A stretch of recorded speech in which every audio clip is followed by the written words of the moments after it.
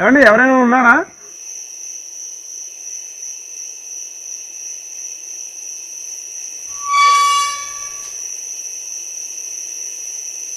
వందనాలయ్యా. ఇక్కడ నిజదేవుడికి చర్చి కడుతున్నాం, మీ చందా ఏమైనా ఇవ్వగలరేమని వచ్చాను. చర్చి కదా కట్టేది, ఇది ఏమైనా మీకుంటే చూడండి.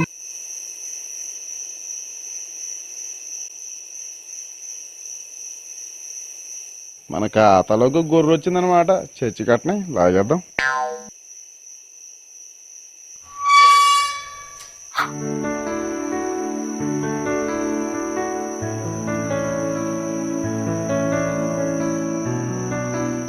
వందనాలండి. వందనాలయ్యా. వందనాలండి పాస్టర్ గారు. Praise the lord. నిజదేవుడికి చర్చి కడుతున్నాం, చందా ఏమైనా ఇస్తారేమని వచ్చాను. పాస్టర్ గారు ఏమనుకోవద్దు, ఇంతకీ మీరు ఏ సంఘస్థులు? ఇలా అంటున్నానని ఏమనుకోవద్దండి, మా సంఘస్థులుగా మాత్రమే ఇస్తున్నాం సంఘం. నా ఖాతాలోకి లాగుదాం అనుకున్నాను, కానీ ముందే ఎవడో వచ్చి లాగేసాడు అనమాట. ఏం చేస్తాం, నేను రావడం లేట్ అయింది. అక్కడ ఒకటి వచ్చింది, ఇక్కడ ఒకటి పోయింది.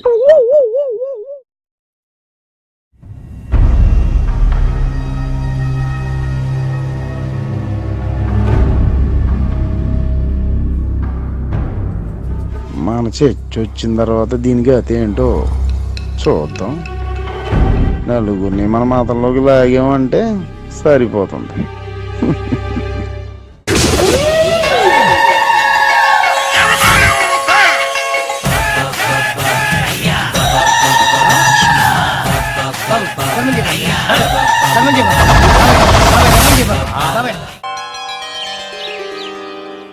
विष्णोश्च प्रियवल्लभे यतो ब्रह्मादयो देवाः सृष्टिस्थित्यन्तकारिणः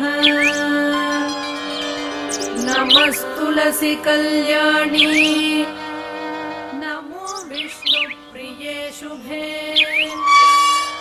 नमो मोक्षप्रदे देवी नमः संपत्प्रदाय। వందనాలండి. వందనాలండి. నిజదేవుడికి గుడి కడుతున్నామండి అయ్యా, మీరేమైనా కాస్త చందా ఇస్తారేమని వచ్చానండి. ఏం గుడి కడుతున్నారు ఏంటి?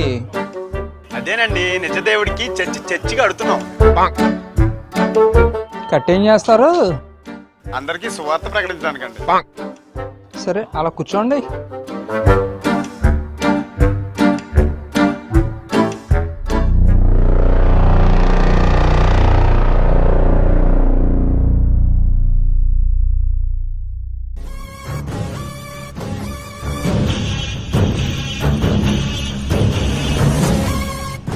మత్తమ్మత్తు బాగా నెత్తికెక్కినట్టుంది. జెండాని దేవుణ్ణి పక్కన పెట్టేశాడు. చూద్దాం.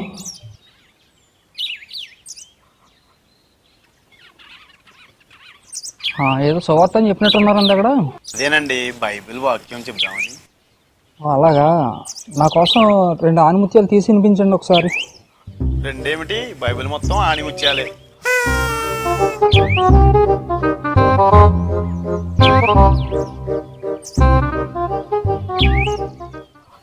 మీరు స్వాధీనపరుచుకుని పోవు జనములు గొప్ప పర్వతముల మీదనేమి, మెట్టల మీదనేమి, పచ్చని చెట్ల క్రిందనేమి, ఎక్కడనైతే ఓ తమ దేవతలను పూజించేనో ఆ స్థలములన్నిటినీ మీరు బొత్తిగా పాడు చేయవలెను. వారి బలిపీఠములను పడద్రోసి, వారి విగ్రహములను పడగొట్టి, వారి దేవతా స్తంభములను అగ్నితో కాల్చి, దేవతల ప్రతిమలను కూలద్రోసి, వాటి పేరులు అచ్చట లేకుండా నశింపజేయవలెను. అంటే ఇప్పుడు చర్చి కట్టుకోవడానికి సందాయిస్తే చర్చి కట్టాక మా గొడవను కొలదొస్తాం అన్నమాట.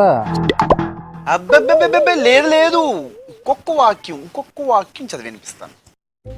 యేసు ఇలాగ చెప్పాను, నేను భూమి మీదకి సమాధానం పంపవచ్చునని తలంచకుడి, ఖడ్గమునే గాని సమాధానం పంపుటకు నేను రాలేదు.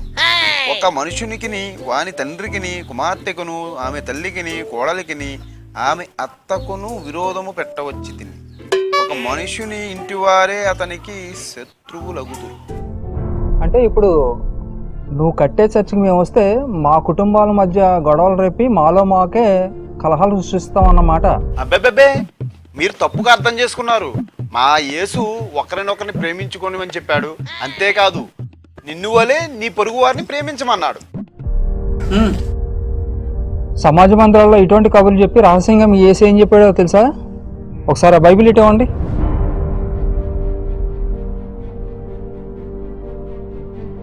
లోకా 14:26. మీ యేసు ఏం చెప్పాడో తెలుసా? నా యొద్దకు వచ్చి తన తండ్రిని, తల్లిని, భార్యను, పిల్లలను, అన్నదమ్ములను, అక్క చెల్లెలను తన ప్రాణంతో సహా ద్వేషింపకుంటే వాడు నా శిష్యుడు కానేరడు అని చెప్పాడు. ఏంటి? తల్లిని, తండ్రిని, అన్నదమ్ములను, అక్క చెల్లెలను ద్వేషింపకుంటే యేసు శిష్యులు కాలేరా? ఇంట్లో వాళ్ళని ప్రేమించలేనాడు పొరుగు వాళ్ళని ప్రేమిస్తాడా? మా యేసు అటువంటి వాడు కాదండి. ఎందుకు మీ దేవుడు యెహోవానా యేసా? మా దేవుడు త్రియేక దేవుడు అండి. నేను అడుగుతుంది మీరేం చెప్తున్నారని కాదు, బైబిల్ ఏం చెప్తుందని. పాత నిబంధన గ్రంథంలో మీ దేవుడు ఏమంటున్నాడో తెలుసా? యెషయా 43:10లో నాకు ముందుగా ఏ దేవుడును నిర్మింపబడలేదు, నా తర్వాత ఏ దేవుడు నుండడు, నేనే యెహోవాను, నేను తప్ప మరొక రక్షకుడు లేడు అని చెప్తున్నాడు యెహోవా దేవుడు. మరి ఇప్పుడు యేసెవరు? ఇక్కడ నేను తప్ప మరొక దేవుడు లేడు రాడు అని యెహోవా అంటుంటే మరి యేసుక్రీస్తుని దేవుడు అని మీరు ఎలా అంటారు? ఇక్కడ మీ మాట నమ్మాలా, మీ బైబిల్ దేవుడు యెహోవా మాట నమ్మాలా? అసలు పాత నిబంధన గ్రంథంలో త్రియేక దేవుడు అని ఎక్కడైనా రాసుందా అసలు? మరో చోట నేను నీ దేవుడని యెహోవాను, రోషము గల దేవుడను, నేను తప్ప మరొక దేవుడు లేడు, మరొకడు రాడు అని యెహోవా చెప్తుంటే ఎన్నో ఏళ్ల తర్వాత వచ్చినటువంటి యేసుక్రీస్తుని మీరు దేవుడు ఎలా అని అంటారు? ఇక్కడ ఇజ్రాయేల్ వారు యెహోవా దేవుడు మాట విని యేసుని చంపారు, మీరేమో యేసుని దేవుడు అని చెప్తున్నారు. సరే, మీ యేసే చెప్పాడుగా నిన్ను వలే నీ పొరుగువారిని ప్రేమించమని. కనీసం యేసైనా తన వాళ్ళని తను ప్రేమించగలిగాడా? కొత్త నిబంధనలో ఒక చోట యేసు ప్రసంగిస్తుండగా ఒకడు లేచి నీ తల్లి సోదరులు వచ్చారని చెప్పగా అప్పుడు యేసేమన్నాడు? ఎవరు నా తల్లి, ఎవరు నా సోదరుడు? ఇక్కడ నాకు తల్లి సోదరులు ఎవరు కారు అని అంటాడు. తను అన్నమాట తనే పాటించలేదు. అంతెందుకు, మీ క్రైస్తవంలోనే ఎన్ని సంఘాలు ఉన్నాయి? ఒకే గ్రామంలో 5-6 సంఘాలు ఉన్నాయి. ఒక సంఘస్థులు అంటే ఒక సంఘస్థులకు పడదు, ఒక చర్చి వారు ఇంకో చర్చికి వెళ్ళరు. ఒకే దేవుణ్ణి నమ్ముతున్నటువంటి మీలోనే ఒకరి మీద ఒకరు ప్రేమ లేనప్పుడు మీరు ఇతర మతాల వాళ్ళని ప్రేమించగలరా? ఆర్సీఎం వాళ్ళు యేసుని కన్నదన్న గౌరవంతో మేరీని ఆరాధిస్తే మిగిలిన సంఘాల వాళ్ళు మేరీని ఆరాధించిన వాళ్ళు నరకానికి పోతారని చెప్తారు. ఏంటి, తల్లిని ఆరాధిస్తే నరకానికి పోతారా? తల్లిదండ్రులను ఆరాధిస్తే నరకానికి పోతామా? కానీ మా సనాతన ధర్మం ఏమని చెప్తుందో తెలుసా? మాతృదేవోభావ పితృదేవోభావ అని దేవుళ్ళతో పోలుస్తుంది తల్లిదండ్రులను. ఏది గొప్ప ధర్మం? ఒకరినొకరిని ప్రేమించుడి అనేటువంటి ముసుగులో తల్లిదండ్రులను ద్వేషించే మతం గొప్పదా? ఈ జన్మనిచ్చిన తల్లిదండ్రులను దైవంతో కోల్చిన నా సనాతన ధర్మం గొప్పదా? అది కాదండి, మీరు మా బైబిల్ తప్పుగా అర్థం చేసుకుంటున్నారు. మాకు బైబిల్ అర్థం కాలేదా?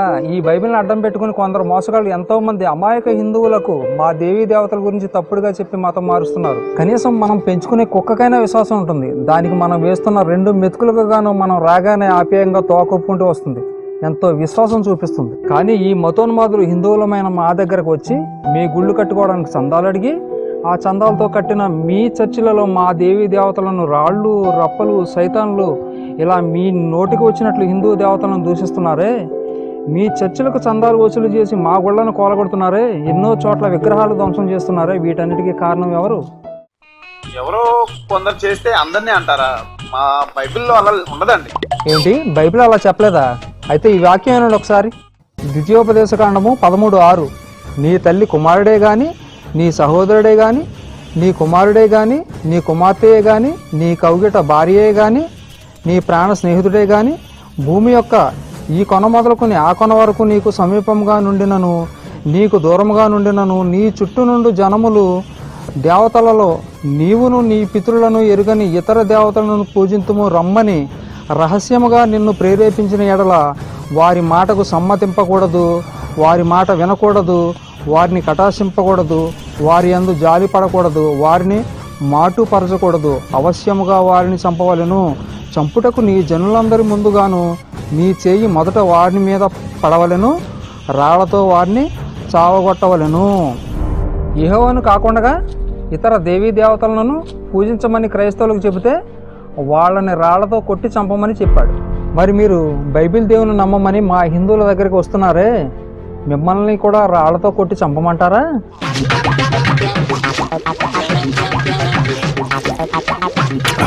ఏ హిందూ కూడా అలా చేయడు. ఎందుకో తెలుసా మీకు? అరే ప్రసాద్, ఆ భగవద్గీత ఇలా తీసుకురామ్మా.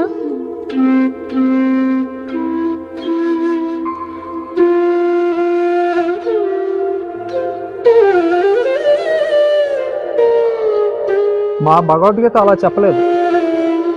మా భగవద్గీత ఏమంటుందో తెలుసా? నేను అందరి హృదయములందు పరమాత్మ రూపమున నిలిచియుందును, ఎవరైనాను ఒక దేవతను పూజింపగోరినంతనే నేను అతని శ్రద్ధను స్థిరము చేసి ఆ ప్రత్యేక దేవతకు అతడు భక్తుడగునట్లు చేయుదును. తనను పూజించని వారిని చంపమన్నవాడు గొప్పవాడా? ఏవో భౌతిక కోరికల కోసమయ్యారులే, ఎప్పటికైనా నన్ను తెలుసుకుంటారులే అని వాళ్ళు నమ్మే దేవతల పట్ల అయినా వాళ్ళ బుద్ధిని స్థిరపరిచే కృష్ణుడు గొప్పవాడా? ఒకటి అడిగితే చెప్పండి, ఏవో కారణాల చేత మీ పిల్లలు మీ మాట వినడం లేదని వాళ్ళని చంపేస్తారా? వాళ్ళు చేసిన తప్పుగాను దండించి ఎప్పటికైనా మారతారులే అని వారిని సరి చేసుకుంటారా? పిల్లలని చంపేసుకుంటామండి, వాళ్ళకి సర్ది చెప్పుకుని మార్చుకుంటాం. ఇప్పుడు మీరు కాస్త మనసులో ఆలోచిస్తున్నారు. జీవుడికి స్వేచ్ఛ ఉందని చెప్పినప్పుడు నాకు నచ్చిన దేవుణ్ణి నమ్ముకుంటే మీ దేవుడికి వచ్చిన ఇబ్బంది ఏమిటి? మీరు సృష్టికర్తని కాకుండా రాళ్లను రప్పలను పూజిస్తున్నారు కనుక. ఓ అలాగా? అయితే ఓ ప్రశ్న అడుగుతాను, సమాధానం చెప్పండి. మళ్ళీ ఏం ప్రశ్న అడుగుతాడు ఏంటో. సరే అడగండి. దేవుడు సర్వశక్తివంతుడు, అవునా కాదా? అవును. దేవుడు సర్వశక్తివంతుడు అయినప్పుడు మనకు దర్శనం ఇవ్వడానికి ఈ రాళ్లలో ఉండగలడా, ఉండలేడా? ఇవ్వగల దేవుడు జీవం లేని రాళ్లలో ఎలా ఉండగలడు? నేను అడిగిన ప్రశ్నకు సమాధానం మాత్రమే చెప్పండి. రాళ్లలో ఉండగలడా, ఉండలేడా? ఉండడు. నువ్వెట్లా చెప్పగలవు? మత్తయి సువార్తలో బాప్తిస్మం ఇచ్చు యోహాను ఏం చెప్పాడు? ఈ రాళ్ల వలన అబ్రహామునకు పిల్లలను పుట్టింపగలడని మీతో చెప్పుచున్నాను అని వాళ్ళతో చెబుతాడు. ఇదెక్కడ న్యాయం?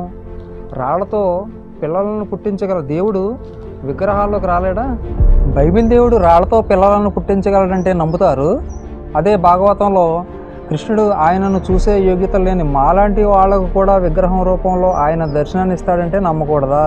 మనం చూడగలిగే వాటిలోకి వచ్చి మనం చేసే పూజలను స్వీకరిస్తుంటే ఆ దేవీ దేవతలను రాళ్ళు రప్పలు అంటున్నారు. యెహోవా ఏం చెబుతాడు? నా మందిరం పవిత్రమైనది, అందులో నేను ఉంటాను అంటాడు. మరి చర్చి కూడా దేంతో కట్టారు? ప్రకృతి నుంచే తయారైన పదార్థాల నుంచే కదా. మరి ఇది పవిత్రమైనది ఎలా అవుతుంది? కానీ మేము ఆరాధించుకునే దైవ విగ్రహాలు వట్టి బొమ్మలు. ఇది ఎక్కడ న్యాయం? బైబిల్ దేవుడు చర్చే తన పవిత్ర మందిరం అంటే నమ్మే మీరు, మా దేవుడు ఈ విగ్రహాల ద్వారా మాకు దర్శనం ఇస్తానంటే ఎందుకు నమ్మరు? మీకో న్యాయం, మాకో న్యాయమా? అవన్నీ మాకు తెలియదు. భారతదేశం సెక్యులర్ దేశం. మాకు నచ్చిన దేవుడిని ప్రచారం చేసుకుంటాం. సెక్యులర్ దేశం. కనీసం బైబిల్ సెక్యులర్ అనే పదానికైనా కట్టుబడి ఉంటుందా? సెక్యులరిజాన్ని కనీసం ఒప్పుకుంటుందా? సెక్యులరిజం అంటే అసలు ఏమిటి? మీ మతాన్ని మీరు ఆచరించుకుంటూ ఎదుటివారి మత విశ్వాసాలను గౌరవించేది సెక్యులరిజం. మరి మీ బైబిల్ ఇతర దేవీ దేవతలను గౌరవిస్తుందా? మీ బైబిల్ విగ్రహాలు ధ్వంసం చేయమంటే మీరు వాటిని గౌరవించగలరా? ఒక హిందూ ధర్మం మాత్రమే అన్ని రకాల మతాలను వాళ్ళ దేవుళ్లను గౌరవించేది. హిందూ గ్రంథాల్లో ఎక్కడైనా కనీసం చూపించగలరా? ఇతరుల దేవీ దేవతలను నాశనం చేయమని, వేరే దేవుళ్లను ఆరాధించే వారిని చితగొట్టమని చెప్పడం? ఎన్నో చోట్ల విగ్రహాల ధ్వంసం. ఇన్ని ధ్వంసాలకు కారణం అసలు ఎవరు చెప్పు? ఈ బైబిలే. బైబిల్లో అన్యమత దేవతా విగ్రహాలను ధ్వంసం చేయడం, వాటిని బొత్తిగా పాడు చేయమనడం, ఇవన్నీ చెప్పింది బైబిలే కదా. అది చదువుతున్న మీరు మా దేవీ దేవతల విగ్రహాలను ధ్వంసం చేయడం లేదా? యెహోవా స్వార్థానికి, క్రూర చర్యలకు అందరూ చీకొడతారని చాలా ఏళ్లు గడిచిన తర్వాత యేసు అనే కట్టుకథను అల్లారు. యేసుని ఒక సంఘ సంస్కర్తగా, అద్భుతాలు చేసేవాడిగా చిత్రీకరించారు. అయినా వాళ్ళలో బైబిల్ విషయం నిండే ఉంది. అందుకే నువ్వు దేవుడు అంటున్న యేసు ఏమంటున్నాడు తెలుసా? ఎవరు నా తల్లి, ఎవరు నా సోదరులు? ఇదేనా ఎదుటివారిని ప్రేమించడం అంటే? ఇప్పుడు చెప్పు. నీ వల్లే నీ పొరుగువారిని ప్రేమించుడు అని ఎక్కడుందయ్యా? నీ వల్లే నీ పొరుగువారిని ప్రేమించడం. అంతెందుకు, ఒక్కడే దేవుడు అంటారు. ఒకే ఊళ్ళో 4-5 సంఘాలు ఉంటాయి. ఒక సంఘం వాడు ఇంకొక సంఘం వాడిని నువ్వు నరకానికి పోతావు అంటే నువ్వు నరకానికి పోతావు అంటాడు. ఇదేనా ఒకరినొకరు ప్రేమించడం అంటే? మీలో మీకే ఒకరి పట్ల ఒకరికి ప్రేమాభిమానాలు ఉండవు. కానీ అందరు దేవుళ్ళు ఒకటేలే అనుకుని భ్రమలో బ్రతికే హిందువులు మాత్రం మా దేవుళ్ళతో పాటు మీ దేవుళ్ళని కూడా గౌరవిస్తారు. కానీ మీరేం చేస్తారు? హిందువులకు వెళ్ళి వాళ్ళని మతం మార్చి వాళ్ళ కుటుంబాల మధ్యలో స్విచ్ పెట్టడం, భార్యాభర్తలను విడగొట్టడం, బంధువులతో సంబంధాలు తెగతించడం, వాళ్ళు ఆరాధించుకునే దేవుళ్ళ చిత్రపటాలను వాళ్ళతోటే తిరగొట్టించడమేనా మీ పని? ఒకరినొకరు ప్రేమించడం అంటే? మీరు ఎన్ని అక్రమాలు చేస్తున్నా మా మధ్య ఎంత స్వేచ్ఛగా బ్రతుకుతున్నారంటే కారణం ఏంటో తెలుసా? మా గ్రంథాలు మాకు అలా నేర్పించడం లేదు. ఎదుటి మతాల వారిని కొట్టమని, వాళ్ళ దైవ సంబంధమైన వాటిని నాశనం చేయమని మాకు నేర్పించలేదు. వారి వారి గుణాల చొప్పున ఏ దేవతలను ఆరాధించినా వాళ్ళ యొక్క బుద్ధి స్థిరపరిచి ఆ దేవతా భక్తులను చేస్తానంటున్నాడు. కానీ వాళ్ళని రాళ్లతో కొట్టమని చెప్పడం లేదు. కానీ బైబిల్ ఏమంటుంది?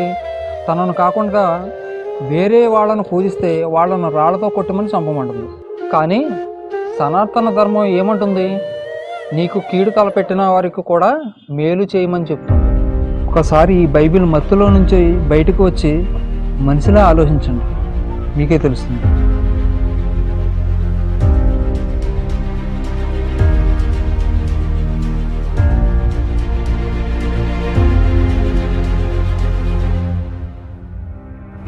నన్ను క్షమించండి గురువు గారు, నన్ను క్షమించండి. అజ్ఞానంతో బైబిల్ మత్తులో మునిగి కన్న తల్లి లాంటి స్వధర్మాన్ని విడిచిపెట్టి మతం మత్తులో మునిగాను. నన్ను క్షమించండి, నన్ను క్షమించండి.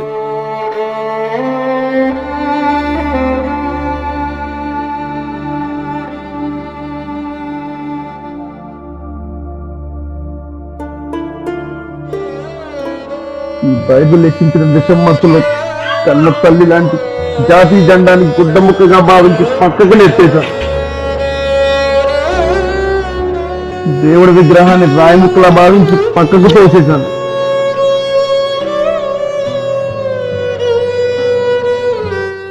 చిన్నప్పుడు అమ్మ దేవుని మందిరంలో కుంకుమ తీసి ముదుట పెట్టి చక్కగా ఎదురొచ్చి పంపించారు.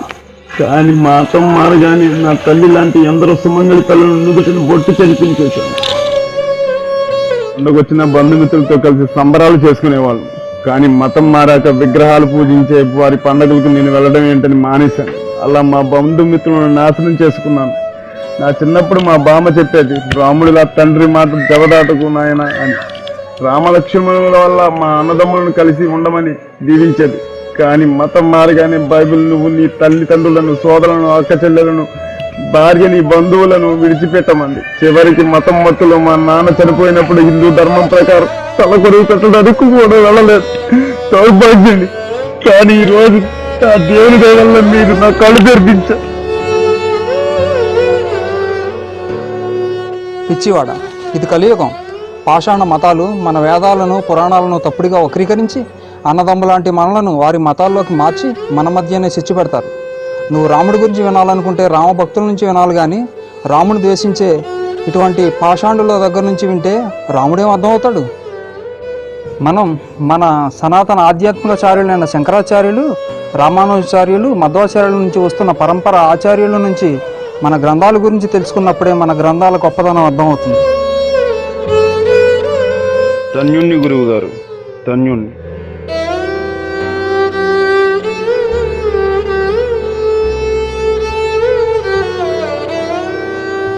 ఓం శుక్లాం వరదం విష్ణుం శశివర్ణం చతుర్భుజం ప్రసన్నవదనం ధ్యాయే సర్వవిఘ్నోపశాంతయే అగజానన పద్మార్కం ఏకదంతోపాస్మహే.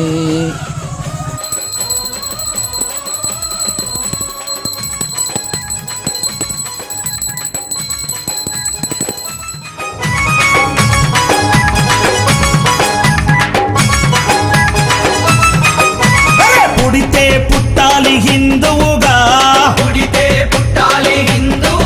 మన భారతదేశపు పౌరుడిగా, కరసేవకుడై కదలాలి, శ్రీరాముని గుడినే కట్టాలి. అరే బలి బలి బలి బలి బజిరంగి, జై బోలో బజిరంగి. బలి